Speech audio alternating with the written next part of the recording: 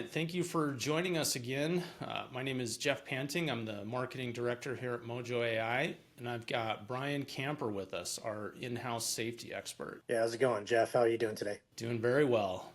Today, we're going to be talking about something that can seem, intimidating or unfamiliar or very complicated, and that is data analytics, like metrics around safety, KPIs, the things that you hear maybe that you should be tracking, but maybe you don't know how to get started. The world of safety, Brian, can you maybe give us a little bit of background from your career, where it started to where it is now? Like, were metrics and analytics always an important part, or is it kind of becoming more important over time as the safety careers and specialty evolves? First, thanks, Jeff. And you're right, it can be overwhelming, right? Especially for a newer safety professional and even a seasoned safety professional, maybe as the safety culture of the organization grows or it changes. But for your question on where is it in the past versus now, I think data analytics and metrics and actually measuring those analytics and not only measuring but the harvesting them and verifying, making sure that they're correct is exponentially more important nowadays, right? In the past, safety cultures and safety metrics were kind of just how many days have we worked? How many injuries have we had? How many days without an injury? Boom, Bob's your uncle, right? That was kind of the metrics, right? Now we're getting down to looking at how many observations are put in by person per day. Metrics can even measure equipment downtime. Metrics can, there's so many more metrics to measure nowadays and so many more data points that you can harvest to look at these metrics. And you could really use them to look at the success of your health and safety culture. So for me, I would say it's, like I said, exponentially larger now, which can be overwhelming. But we're going to go through how to filter through the information and filter through the metrics and the data points. But simple answer, it's way more important nowadays than it was then. At a high level, like, why do you think it's more important now than ever? So at a high level, if you're talking about C-suite or like with the leadership team, it really shows that ROI, right? That return on investment in a health and safety culture. For safety directors, safety managers, it shows the effectiveness of their safety campaigns, right? It shows the effectiveness of policies, procedures, SOPs, programs, or it shows the lack of success, right? Because you're not only tracking your leading indicators, which we'll get into what that means, but you're tracking your lagging indicators as well. But it's so important nowadays at a high level because these are all associated with cost, right? They're associated with cost of business, cost of operating, workman comp, insurance cost. These are all business costs that have a direct effect on the bottom line of every organization, no matter what. Yeah, yeah, that's true. You mentioned a few things that I want to get into in this discussion, and that is leading indicators, lagging indicators, proactive safety, reactive safety. Right. Like, I mean, these are all part of a safety program. You know, you hear lagging indicators like are bad. That means, incidents, recordables, but it's still, an important part of the program. Can you talk a little bit about what those different things are? Maybe give a couple of examples of leading indicators, lagging indicators. So a lagging indicator. A lagging indicator is something by its term has already happened, right? It's a reactive or it maybe is associated with a negative outcome, such as an injury, equipment damage, downtime, property damage, whatever, something that had a negative outcome or something that you as an organization want to avoid, right? Those are your lagging indicators. Like I said, first aid injuries, maybe vehicle accidents, maybe equipment malfunction due to lack of maintenance, right? These are all lagging indicators that you can measure as these incidents reports come in or these incidents happen, and you're finding ways to put things in to stop those from happening. Again, that's a lagging indicator. And that last part there, that's what is reactive. So reactive actions are something that, Jeff, you tripped and fell, and we found out that there was a big crack in the warehouse floor, and that's why you tripped and fell. So we go and we fix the floor, right? And now no one's going to trip. Even though we did a good thing and we kept anyone from tripping again, it's a reactive action, right? We waited for you to trip, or you were allowed to trip before we fixed it. On the other side of this, now the other side of the pendulum, leading indicators. are things that you're doing to prevent you from tripping, right? Maybe your job site inspections program, your job site audit programs, your safety meetings, things that you're going out doing these hazard risk assessment. You're going out and you're finding the hazards, right? You're identifying them and correcting them so that no incidents happen, right? Or you're putting things in place such as training, such as engineering controls, such as substitution controls, in the hierarchy of controls that keep things from happening. That's your proactiveness. You got your lagging indicators on one side, things that have a negative outcome on the organization, and you have your leading indicators on another side, things that are preventing those from happening. And in the middle is where you're judging your organization's success on your leading indicators dropping, your lagging indicators to hopefully nil, right? Because that's the goal. But in a safety program, an organization that doesn't have any kind of structure in place for tracking these, how would you get started? And maybe a little bit before Yeah. that, can you kind of introduce the concept of KPIs, like what those are and how Yeah. that can kind of inform a plan? When you're starting out, or say, and it happens. I've worked for 100-year-old companies that didn't measure KPIs, right? They didn't know what a KPI was. So it doesn't matter if you're a new company, established company. Sometimes new schools of thought come in and new things get put in place. But if you're going to establish a KPI metrics and you're going to look at your leading and lagging indicators, really the best place to start is really doing essentially a risk assessment of your organization, right? You're going to start and you're going to look at what's the negative outcomes, right? What can go wrong in this organization, such as injuries. We keep talking about this: equipment damage, downtime, higher turnover of personnel, things along those lines. And you look and you identify. And it sounds like we're going to work a bit backwards by starting to identify the negative first, but you look to see the things that could go wrong, right? You list those out and you have your unwanted outcomes, right? Your negative outcomes that you don't want to happen. Then you have to really look at your system that you have in place and you have to be honest with yourself. What do I have in place that's going to either reduce that or eliminate that, right? Or what do I need to put in place to reduce that and eliminate that? And you have to go through and you have to plan it out and you have to match it up one for one as you go through. And what's really important in this part of the process, and this is kind of a long-winded answer, but this is how you're going to set your KPIs and your leading and lagging as a safety professional. You can't be this can't be siloed, right? This has to have buy-in from operations. This has to have buy-in from production, HR. A number of different parts of the operation have to be tied into this as well, because the onus has to be there and also the operational buy-in has to be bought in to set these KPIs. Once you have your negative outcomes, you have your proactive measures that you want to put in place. Setting a KPI is a key point indicator. And your key point indicator is going to be, like I said, it's your score for how well your organization is doing with your controls versus your lagging indicators. You could call it a safety credit score. You could call it a safety culture score. We'll get into the DuPont Bradley scale, but it leads into that as well, very much so. But setting your KPIs gives transparency throughout the organization on how we're doing, right? What measures are in place, how successful they are. It also brings accountability for these measures, and we need to make sure that we're focused on that too. Accountability for KPIs isn't just on the safety department. It's not on a safety manager. It's assigned to individuals. It's assigned to departments. It's assigned to organizational leadership, right?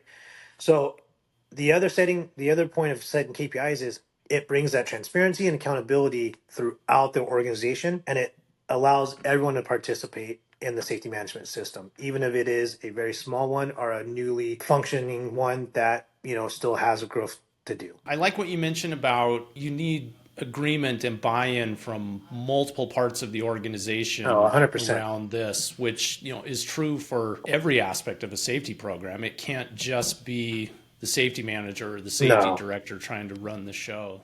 If you silo these type of programs within just the health and safety program and the manager or professional, whatever title you might have in your organization, when it even comes time to enforcement or even when it comes time to implementation, if it's been siloed and what I mean is like created in the back room, only exists in your office and that's it. But you got to have buy-in. In order to get the buy-in, the best way to do that is to include people like yourself. If I was working with you in the forming of the KPIs, in the forming of the leading and lagging indicators, and also so that when I assign you your responsibilities and your roles in the KPIs, you're bought in, right? You mentioned something else that I wanted to talk about briefly, and that's the DuPont Bradley curve. I think a lot of people see that as like, oh, that's neat. On the surface, it doesn't really give you any guidance or instruction, or it doesn't tell you what to do. If you look at it and think about your safety culture, and it's like, oh, okay, yeah, I'm in this very reactive stage on the left side of the curve, but now what? What How do do I I get to the do? right? How do I get out of there? So it sounds like maybe it's a good just kind of yardstick for That measuring program. and that's kind of exactly what it is. It's a yardstick to measure where you're at. It gives you a chance to take a look at your system that you have in place, take a look at your culture, and measure it against the facets of the curve. Got them pulled up here. The reactive. Are you reactive? Are you only being safe because your worker knows fire is hot, so don't touch the fire? There's no sign saying, "Hey, caution! There's a fire." There's no guarding around the fire, or even as you get into a more proactive solution. Why do we have fire? Do we even need to have fire, right? Or it's engineered out. And then the dependent side of it, are you only being safe because someone's telling you to be safe, right? Because you have someone there watching you, basically a safety cop culture. And this is it's almost worse than a reactive culture. Having a safety cop culture, a dependent culture, is horrible because the moment that person leaves or that authority figure leaves, maybe goes to a different job site, it's it's back to wild, right? Then the independent, you're thinking for yourself, you're going through, but again, we keep using the word siloed. Maybe you're coming up with new guarding for something, but you're not sharing it with others, right? You're only doing it on your job site, and it's not going across the whole organization. Even though that's a step in the right direction, it's not helping the whole organization. And then the interdependent, dependent, you guys are really working as a team, right? Learning's happening over there in Jeff's work site are making their way over to my work site, right? And then we're transferring them over to Sam's site, right? And we're sharing our learnings and we're really working together as a team. And that's where you want to be, right? You want to be where everyone in the organization is sharing their learnings, right? Whether it's good or bad, leading or lagging, reactive or proactive. That way they could either be eliminated, controlled, or implemented in other work sites, right? But this is kind of a long answer to a short question. It is just a yardstick at the end of the day. It doesn't really tell you how to make yourself better, right? How to make your culture better. It can give you keys, but really setting KPIs, tracking your leading and lagging indicators, right, is such a much more effective yardstick than even judging yourself against the DuPont Bradley curve, in my experience. No, that's really insightful. Can you maybe give us an example for those people listening who are new to this concept of setting KPIs and tracking indicators? Can you maybe give us an example of a scenario where, based around like one type of lagging indicator, what do they need to do? Like, what are the steps they should take to set up, some basic analytics to Right. determine what they should be tracking and how they go about the process of proving that lagging indicator over time? If you find yourself having incidents on the job site, during the actual operation, you find yourself having either injuries or maybe equipment damage because, communication wasn't there. And so those are all examples of lagging indicators, like we went about injuries, equipment damage, downtime. Those are all things that you're going to measure on the lagging side. A simple control to put in place that can be a proactive indicator and a leading indicator is simply the formation of like a formalized safety meeting program, right? Whether it's and that can include your toolbox meetings, your actual daily safety meetings, your weekly, maybe your monthly, your safety committee meetings, your JSA program, right? Or PTP, whatever you want to call it from whatever organization you might be. Where I'm going with this is, yeah, safety meetings don't save the world, right? But if you put in a solid formalized safety program and you're tracking it as a KPI, hey, how many meetings are we having per day? Are these departments holding their meetings? Are the supervisors holding their supervisor safety meetings? Are they happening? What you're ensuring is happening in a properly functioning culture is the exchange of communication, right? The exchange of information. What job's going on? Where it's happening? What are the steps? What are the risks? What are the hazards? What are the controls in place, right?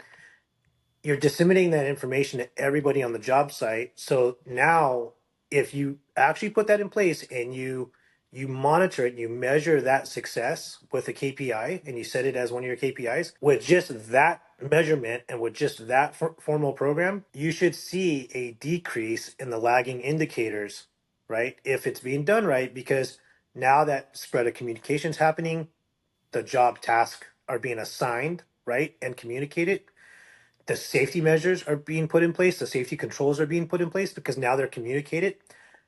And most importantly, the risk of the job are being communicated, right? So for me, that is a solid foundation of setting a KPI, right? Is measuring your safety communication, whether you want to call it your safety meetings, your whatever it might be that you want to call it, but measuring your safety communications. And by the way, again, this isn't measuring how many safety meetings the safety manager holds. It's the entire department, right? It's the entire, what kind of meetings are the supervisors holding? What kind of meetings are the foremen holding? So that would be the one that I would start with anyone, even if it's a experienced organization or a new organization. Put together a formalized safety meeting program, measure it, and then compare it directly against your lagging indicators. Yeah, that's a really good idea, I think, for getting started. And over time, these KPIs and the indicators that you're tracking, they change, don't they? Yeah, so as you know, if you're measuring yourself against the DuPont Bradley curve or just against your own KPIs, as your culture changes and as you evolve in your health and safety culture, your responses are going to change as well, right? And your implementation of programs are going to change, and what programs you're implementing and what you're looking at is going to change. You'll get more sophisticated even at times, and at other times you might dial back on others. But KPIs, indicators, leading and lagging, right? It's a living, breathing system. As your culture changes, it's going to change as well.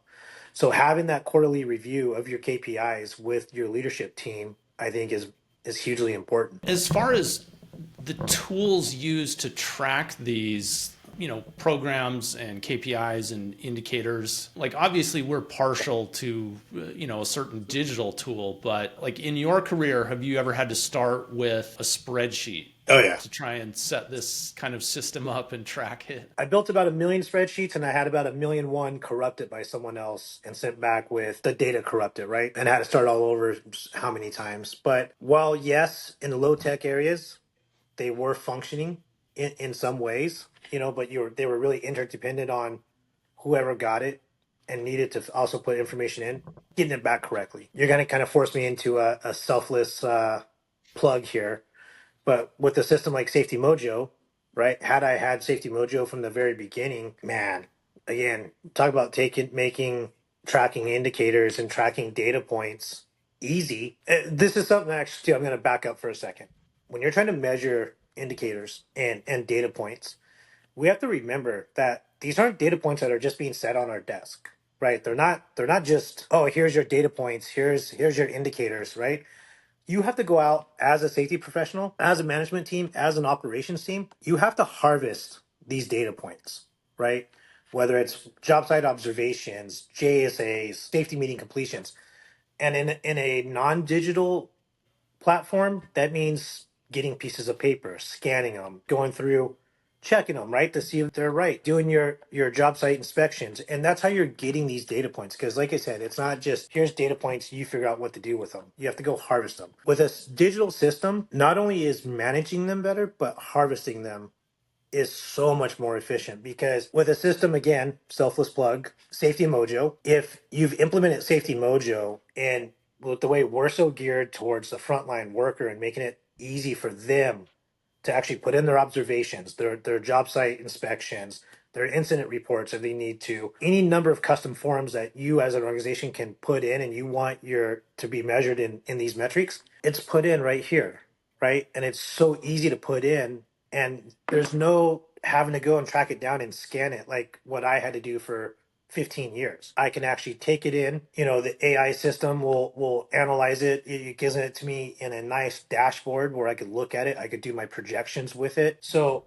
having a digital system such as, you know, any of our competitors are such as Safety Mojo is a huge advantage, right?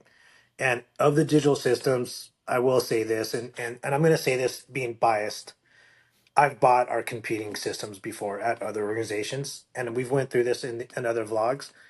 Um, and I've also bought our system, right, as a customer, not just as an employee. It's by far the most effective to use, right? When you're measuring analytics, it's simplicity of measuring analytics, give them to you in clear, easy ways to read. And its biggest point though is the gathering of the analytics, right? It makes it easy for the frontline person to give you those data points because as we said, those they don't just exist. You have to have them be able to be completed by the frontline worker so that you can even take those data points and record them in a system. Yeah, that's a good point that I didn't bring up in the beginning, that there are the two sides of it.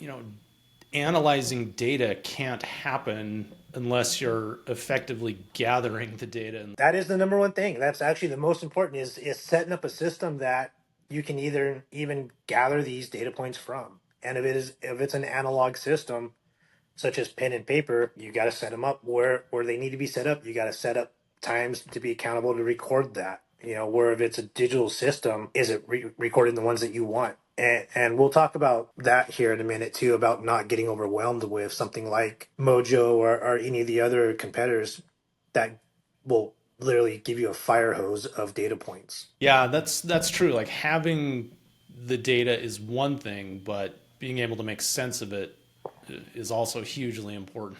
For me, what I always focused on was when I set my KPIs, I try to be pragmatic and practical, right? And what was in the organization's best interest to keep the workforce safe, healthy, and effective. Because even though, yes, safety programs are there to keep everyone safe, right? But the other goal of every safety program, and let's just, again, we're pulling behind the curtain, right? Yes, we want everyone to go home safe. But the reason we want everyone to go home safe is so that they could come back to work the next day and work, right? It's to be efficient at your job.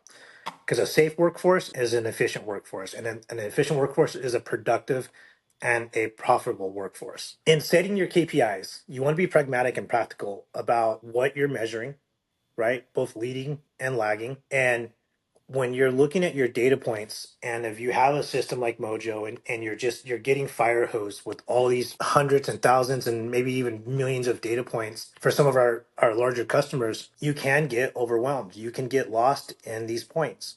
What I recommend to every safety professional or operations professional at this point of their career, if they're just starting to measure KPIs, or even if they're just kind of formalizing their program and their analytics program, when you run your reports on your digital system, be very selective, right? Run your reports, use your filters for what you're looking for the time frame you're looking for, and really stay in, for lack of a better word, stay in those lanes, right?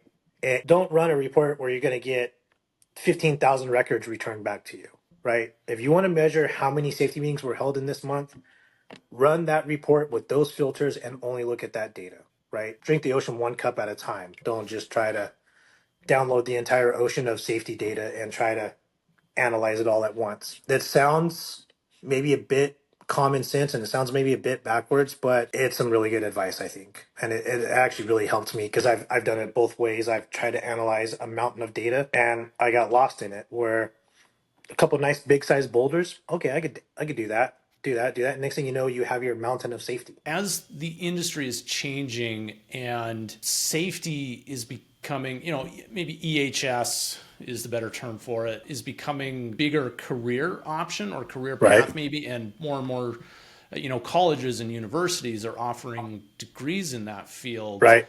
Have you seen, newer people coming into the industry having some sort of background in data and analytics as part of those more formalized EHS programs? I would have to say yes, because in the modern education system and just technology in general, there's pros and cons of both. But I'm going to say yes, and yes because as they're going through the college system, for instance, a colleague of mine, Antonio De La Torre, he's transferred from being a full-time oil and gas safety professional to he's a full-time professor now at Texas A&M, and all he's teaching is occupational health and safety, whether it's all the OSHA courses or even industrial hygiene.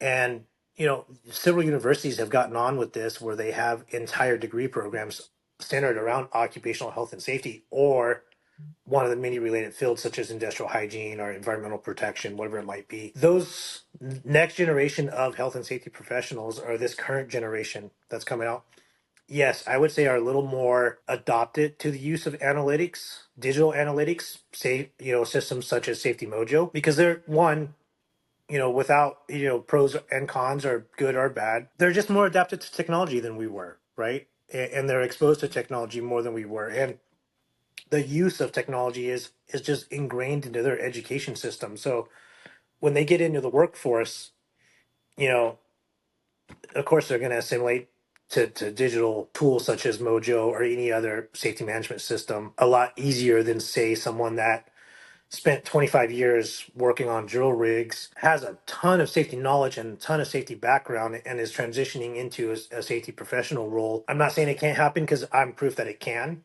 but this new generation definitely has an advantage on use of digital platforms. Yeah, that's true in a lot of fields. I There are mean, look other. at yours in marketing, right? The newer generation of marketing managers and marketing assistants coming out of school now. I mean, their leverage of AI, their leverage of Photoshop and stuff is so much more advanced than what you've had to learn post academic, right?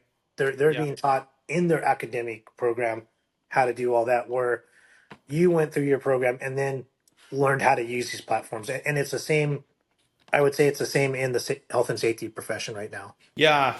Yeah. One thing I've noticed about, my career, this is a little off topic, but, one of the skills you have to have is the ability to learn new software tools.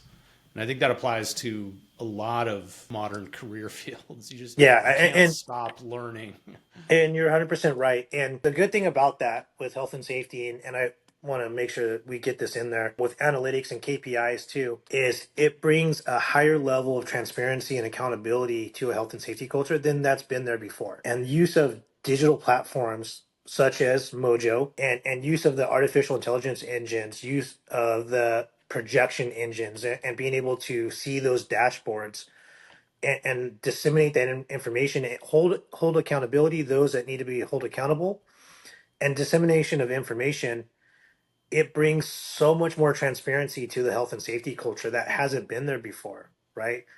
Health and safety before was a little bit of black magic, a little bit of voodoo, kind of off in the corner. Like, what's the safety manager do? I don't know. The digital platforms and the KPIs and the ability to do it be transparent really does make the performance of a health and safety culture so much more accountable and so much more transparent as well. Yeah, that's a good point. And, having a digital tool for that also helps in situations where you need to audit your safety program. 100%, a Yeah. 100%. So it for the C-suite level of executives or the leadership team, KPIs, indicators, all this being measured on a digital platform really gives them the ROI, right? The return on investment, right? Gives them a view on what are we doing, right? What safety programs do we have in place? What are we investing in?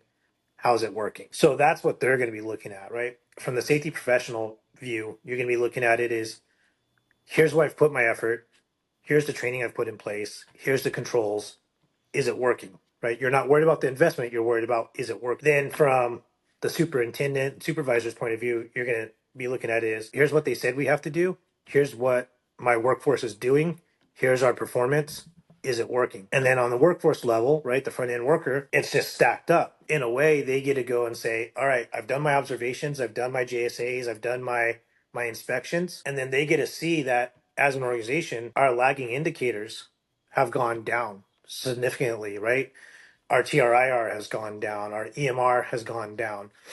And all these are opportunities, and it's not guaranteed, but all these are opportunities that as a business is more successful and more efficient and has less cost on the wrong side of the ledger, after EBITDA, such as work comp, that's all opportunities for more raises. That's more opportunities for bonuses, whether you have a bonus program put in place or whatever it might be. So there are ways to measure this, even all the way from the C-suite to the frontline worker, to where that motivation, whether it's a monetary one or a award based one, it's there, right? And it's measurable. Yeah, and it's got to be helpful in scenarios like, say you're a subcontractor and you want to work on this big job. You can go prove to the Right. owner of the GC, like, yeah, this is our safety program, this is what we're doing. Or if you're looking for a better price on some insurance, you can prove to your broker, a hey, hundred these are percent. the things that we have in place and that we're doing. And we saved, I'll just give you an example. I won't give you the software's name, but